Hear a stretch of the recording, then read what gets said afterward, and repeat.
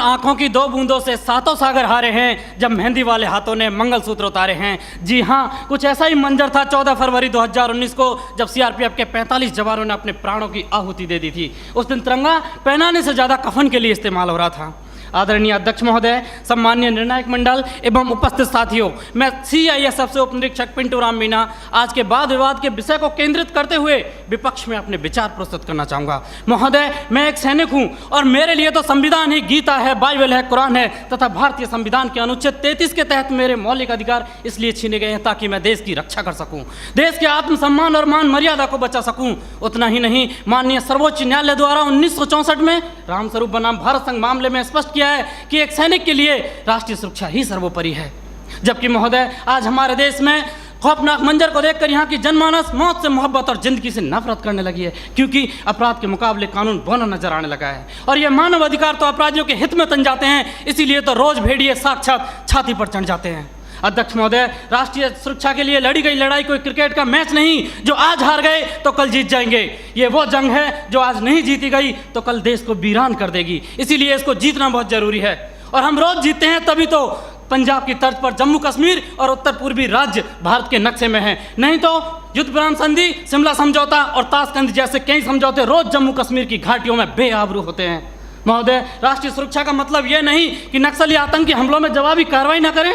राष्ट्रीय सुरक्षा का मतलब आतंकवाद, नक्सलवाद, उग्रवाद को खत्म कर देश के कोने कोने में शांति स्थापित करना है। और अगर शांति स्थापित करना है तो आतंकवाद और नक्सलवाद को पोषित करने वाले तथा उन्हें हथियार मुहैया कराने वाले राष्ट्रों पर प्रतिबंध लगाने की जरूरत है। जरूरत है न्यायिक प्रक्रिया को सुधारने की, टेरर फंडिंग और साइबर क्राइम को रोकने की। आज जरूरत है राजनीतिक इच्छा शक्ति की। महान राजनीतिक चाणक्य ने भी कहा कि कोई भी नियम राष्ट्र और राष्ट्रहित से बड़ा नहीं होता, किंचित ऐसा है तो उसे तत्काल बदल देना चाहिए। महोदय, आज के दौर में आक्रामक रवैया अपनाने वाले आतंकवाद, नक्सलवाद, उग्रवाद से लोहा लेना किसी युद्ध से कम नहीं और किसी युद्ध को जीतने के लिए पहल करने की आवश्यकता होती है। जबकि युद्ध जैसी अत्यंत निर्णायक पलों में एक जवान अपनी नौकरी की वजह से उतना ही कर पाता है कि सांप मरे या ना मरे, लेकिन लाठी नहीं टूटनी चाहिए, क्योंकि उसको डर सता रहा होता है कि जलील किया जाएगा उसे मानव अधिकारों की भरी सभा के अंदर।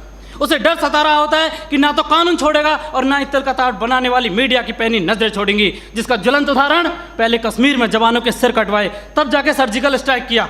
20 भारतीय सैनिकों ने गोली खाई तब म्यांमार में घुसकर ऑपरेशन ऑल आउट किया था। 45 जवानों ने शहादत दी तब बालाकोट एयर स्ट्राइक की। काश ये एयर स्ट्राइक, सर्जिकल स्ट्राइक और ऑपरेशन ऑल आउट पहले ही हो गए होते तो एक पत्नी का सुहाग, एक बुढ़े माँ बाप की बुढ़ापे की लाठी, एक बहन की राखी और एक बच्चे का भविष्य अंधकार में नहीं होता।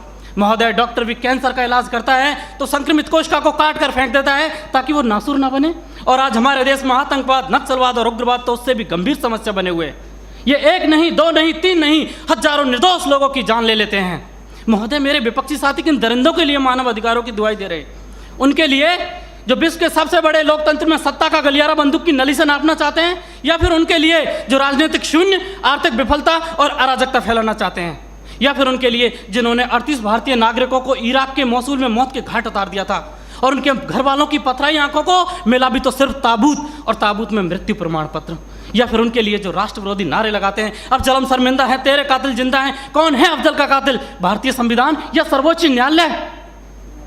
क्यों दरकिनार करना चाहते हैं मेरे विपक्षी साथी इन सब घटनाओं को? क्योंकि साथ सच्चाई को बर्दाश्त करने की क्षमता नहीं रह गई आपके अंदर।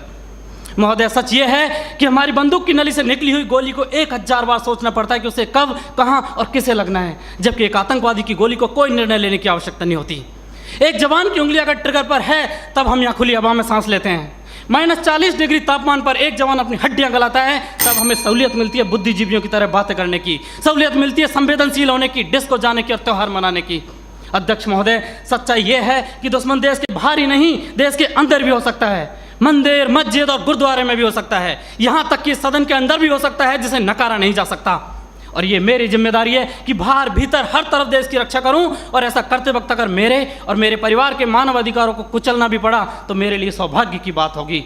अंत में फैसला माननीय निर्णायक मंडल के ऊपर छोड़ते हुए भूतपूर्व प्रधानमंत्री श्री अटल बिहारी वाजपेयी जी की चंद पंक्तियों के साथ मेरी वाणी को विराम देना चाहूँगा कि ये बंधन की भूमि है, अभिनंदन की भूमि है, ये तर्पण की भूमि है, ये अर्पण की भूमि है, इसका कंकर कंकर शंकर है, इसका बिंदु बिंदु गंगा जल है। हम जिएंगे तो इसके लिए, मरेंगे तो इसके लिए, और मरने के बाद गंगा में बहती हुई हमारी अस्थियों से कोई कान लगाकर सुनेगा तो सिर्फ एक ही आवाज़ आएगी, भारत माता की जय।